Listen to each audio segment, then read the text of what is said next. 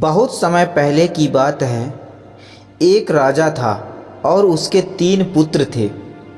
उसको अपने ही 3 पुत्र में ये भरोसा नहीं था कि मैं किसको अपनी राजगद्दी दूं मेरे जाने के बाद। राजा रोज़ यही सोच रहा था।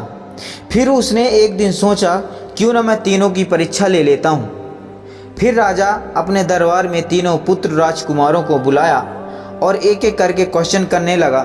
तो पहले राजकुमार थे, उनसे पूछा कि अगर तुम्हारे सामने एक अपराधी आता है तो आप उसे क्या सज़ा दोगे।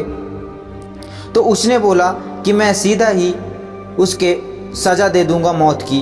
और दूसरे राजकुमार ने बोला कि मैं उसे काल कोठरी में डाल दूंगा। इसके बाद बारी आती है तीसरे राजा की, राजकुमार की। तो उसने बोला कि राजा साहब, मैं तो फैसला करने से पहले यह देखूंगा कि गलती किसकी है यह किसकी नहीं है। इतना कहते ही राजकुमार ने अपने राजा साहब को एक कहानी सुनाई कि किसी राज्य में एक राजा रहता था। उस राजा के पास एक सुंदर सा तोता था और वो तोता बहुत ही बुद्धिमान था। उसको उसकी जो मीठी वाणी थी उसको राजा को बहुत पसंद थी। उसके ज्ञान से राजा बहुत खुश था।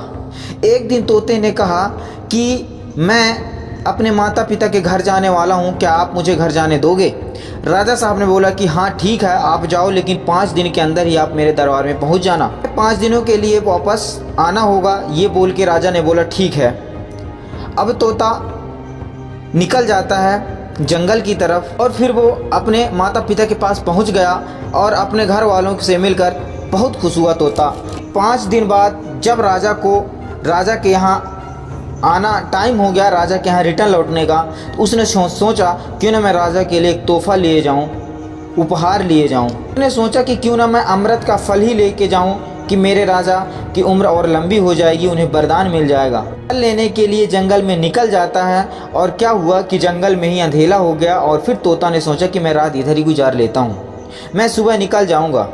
लेकिन उसको ये याद नहीं था, फल तो रख दिया और रात में ही किसी सांप ने आया और उस फल को जूठा कर दिया, जहरीला कर दिया। और ये चीज़ तोते को पता नहीं थी कि मेरा फल जूठा हो चुका है, जहरीला हो चुका है। अगर इसको मैं किसी को खाने को देता हूँ तो उसकी मृत्यु हो सकती है।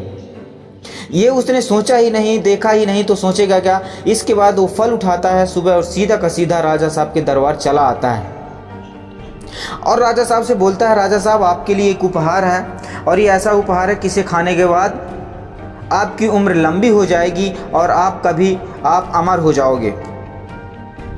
लेकिन उसी उपरांत एक वहीं पे राजा का व्यक्ति था, उसने बोला कि राजा साहब खाने से पहले इसको ये तो चेक कर लो ये सही है या नहीं है। तो उसने बोला हाँ आप ठीक बोल रहे हो, इसको पहले हम चेक करते हैं।